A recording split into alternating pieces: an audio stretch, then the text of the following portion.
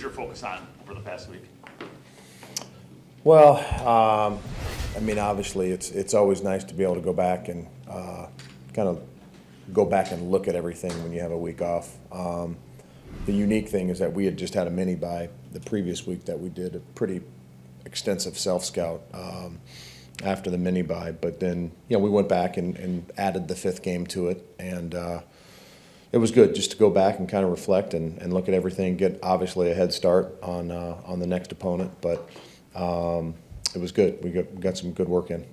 Joe, what did you, with that whole self-scout process, what do you like best about what you've seen from your guys and how they're playing, and what would be the number one thing maybe you'd like to see change about how things are going? Well, obviously, I think if you look at it, I think our play style, I've been probably, if I look at what I'm most proud of, how hard the guys have played. The negative, obviously, the two games being the biggest where we, gave up a ton of rush yards. That was probably those were probably the two biggest things, pro and negative. It's early. Hopefully we continue to get some guys back that have been out. And we got a ton of football left to play, so I'm excited about that. What's the difference you're seeing in Rudy Ford this year, and how has he kind of built off the opportunity he had last season? Sure. I think Rudy Ford is a great example of why you have an off season, why you have OTAs, why you have training camp. If you remember, we signed Rudy Ford the week of the first week last year.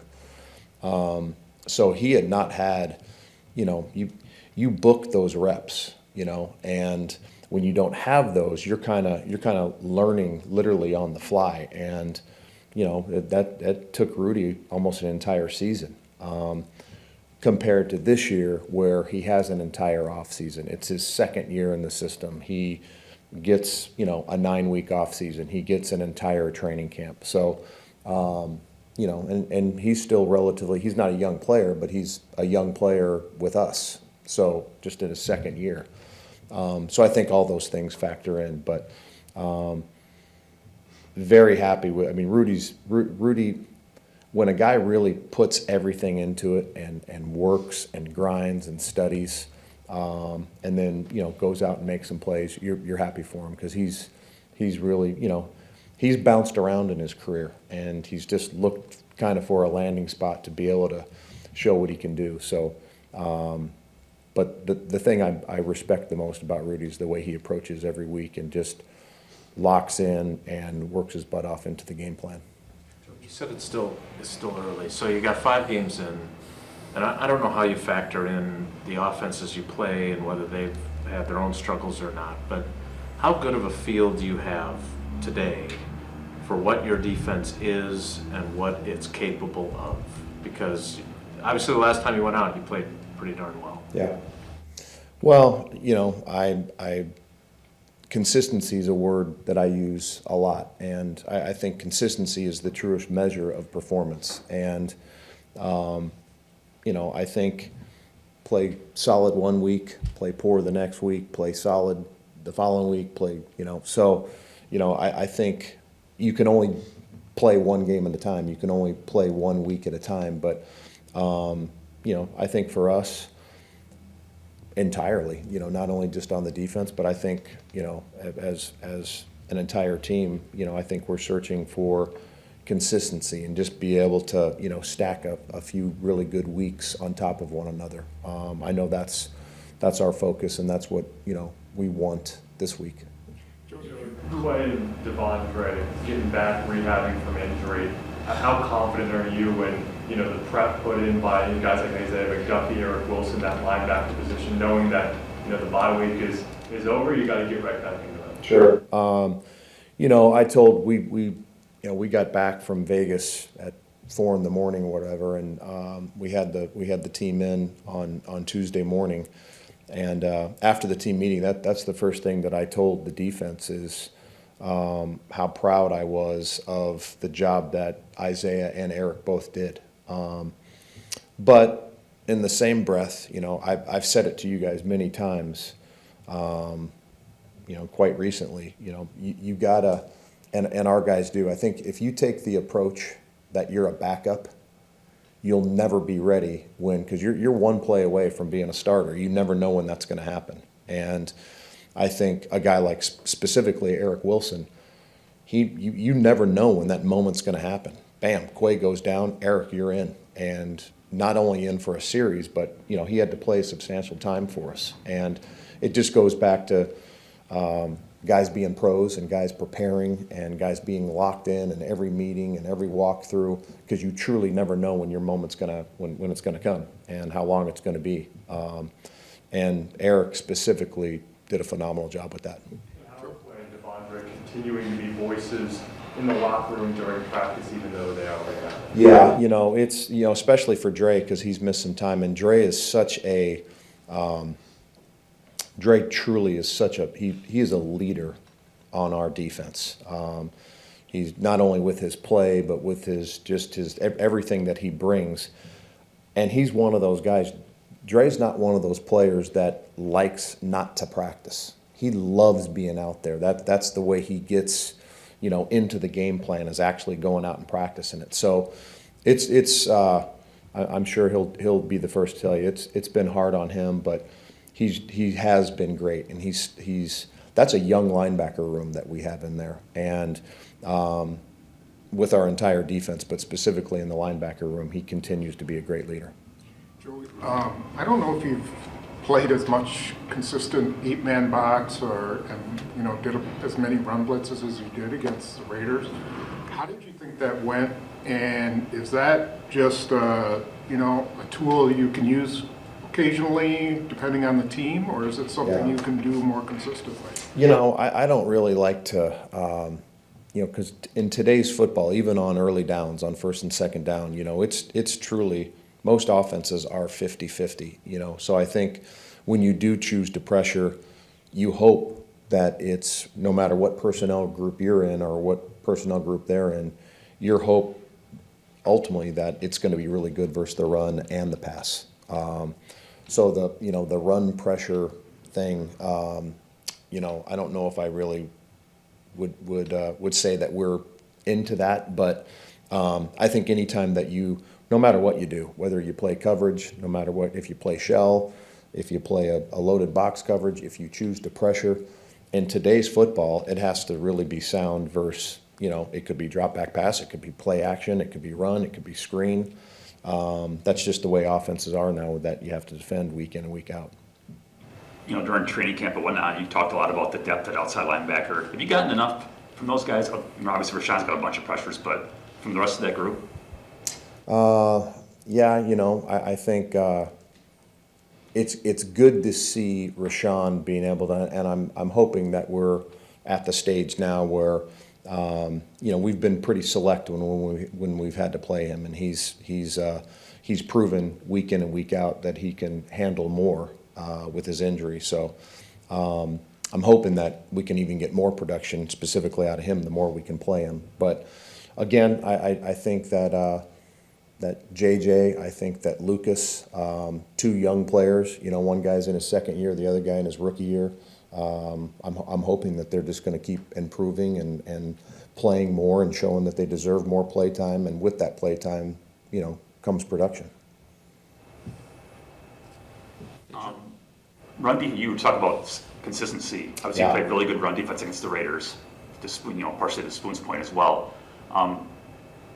They've obviously been struggling running the ball, though, too. So what do you take out of that game, and what did you like from that performance that can carry over? Well, they had, the going back to the Raider game, the whole mindset was, they had a receiver that could destroy the game, and they had a running back that led the NFL in rushing last year. So, the mindset was really take care of those two guys, and I thought we really did. I thought Jacobs is a heck of a back, and the key thing in those when you play guys like that is never to let them get started. And specifically, I thought we did a really good job not letting that back get going. We let one out in the second half where we missed a tackle, but for the most part, I thought the guys really did a good job against him. On the play where Preston was on Devontae, on that play, you have Jair ends up matching up against their fullback, and Rasul ends up matching up on the running back.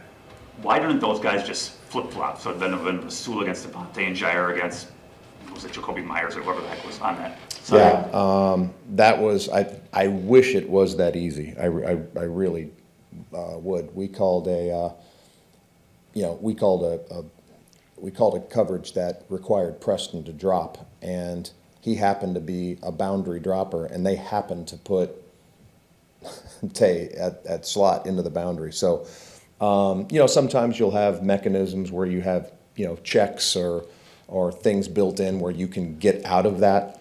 We simply, just because based on the personnel we were in and the personnel that they were in, we didn't have that mechanism.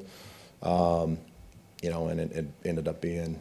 Why didn't you ask about the other 3 catches and the 23 yards that Tay had? You just brought up that one catch. Well, no, I was curious, not so much why Preston was on the original. I just wonder why you got a veteran corner and a veteran lineman and hey, let's just talk amongst yourselves at this, switch on their own. I guess that's kind of. I wish it was that easy. In that thing, it was a. You almost have to just, if you're Preston, you almost have to just survive the down and try to keep it to as minimal as you can. But that's a poor matchup for him to be in, and that's totally on me. For us to be able to put him in that situation, we got to have a mechanism to get out of it, and we just have to have a built-in check, which we will and we can do. But based on the personnel that they were in, we never thought it would come up. So. Ended up being a bad play totally on my. That was me. It was not Preston. Okay, well, yeah, I guess why maybe you can't say this is top secret, but why can't Rasul say to Preston, hey, let me? They're both veteran guys. I guess what prevents them from? Because Preston's not a corner and he can't go out. It'd be even worse to have him play a deep third. You wouldn't want that. So you have mechanisms that you can survive the down, and I didn't give him one. So. It was probably the worst play of the night, unfortunately. So how much have you looked at goal line defense? Because there have been a couple times where, Montgomery kind of walked in not being touched, and then it sort of happened with Jacobs. And I don't know if is it a personnel thing, being in, having to go nickel down there, or are there some things you looked at or want to change, or is it just? Well, yeah, I mean, of course, we want to make them earn every yard they get, but obviously the closer you get to the goal line, the margin for error is minimal, and I think specifically with Jacobs, he got 2.5 yards, but the ball was on the 2-yard line. So, of course, but again, we were in 2 completely different personnel groups in both those situations, as were, Detroit and Vegas offensively.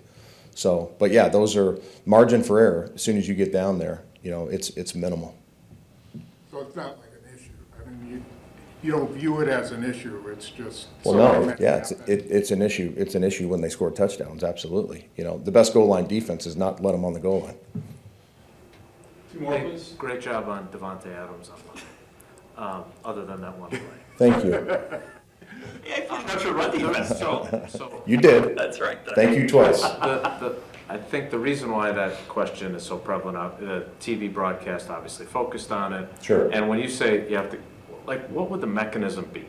Can you help us understand that? Because that would, you're taking the blame for it, but there's also times where it happens and you just happen to have a bad call and they have the right call and. Can I cuss? No. Sorry. Stuff happens.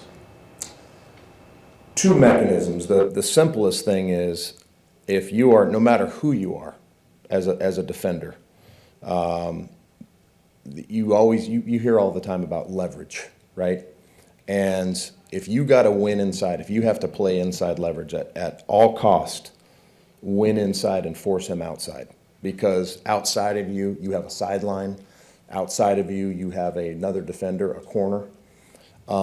That's the simplest and easiest. But Devontae is one of the greatest of all times of being able to, cross people over and beat them inside. He does it with elite corners. That's the simplest mechanism. The other one is that from a defensive standpoint, you hate to always have to always check things. But in those situations, it's very common, especially when they came out and empty, to have mechanisms that you can check into something from an empty standpoint. We didn't on that play. So the two options you have, hey, win inside, survive the down at all costs, don't get beat inside. If you get beat outside and you give up, 7 or 8 yards, live to fight again. The second one is you can always tag something with an empty check. We did not on that play. The other thing I'm just wondering, your job is obviously to prepare for the opposing offense, but I'm curious because there's being so much made about where you guys have been offensively lately, and maybe I'm a simpleton, but if you have Aaron Jones in your lineup, I'm not sure that things look as dire as they do. When you're prepping for a team, not the Packers offense per se, Sure. but in general, when a piece like that is missing, how much does that make your job as a defensive coordinator easier? You still have to do the job, I get it, but doesn't someone like him who tilts the field change things for opposing defenses in a pretty big way? Sure. I look at it, you can really look at that both ways. Great example, 2021, we're getting ready to play the Vikings late in the year. I think it was the second to last game. And from a specific quarterback situation, you're game planning for Kirk Cousins, right? You're game planning, whatever. Well, all of a sudden on Friday, if you remember, he tests positive for COVID and misses the game. So you could be like, oh, great, the starting quarterback's out. And you're like, yeah, but the whole game plan was in for him playing quarterback.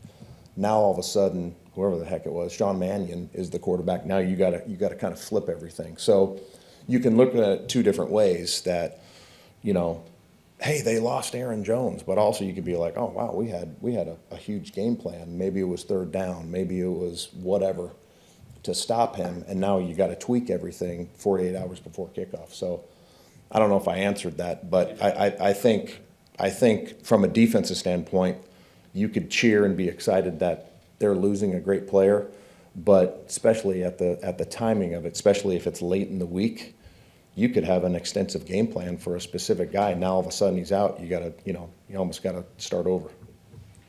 Thank you, guys. Can I ask you one last thing real quick?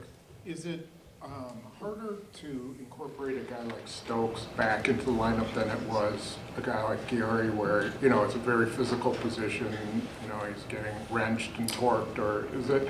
No, I mean, I'm always going to answer that the same way, whether it's a Rashawn Gary or an Eric Stokes. Those pass rushers and corners are at a premium in this league, and I think it's always a good problem when you get a pass rusher put back into your lineup or a corner. So it's champagne problems. It's always a good problem to have.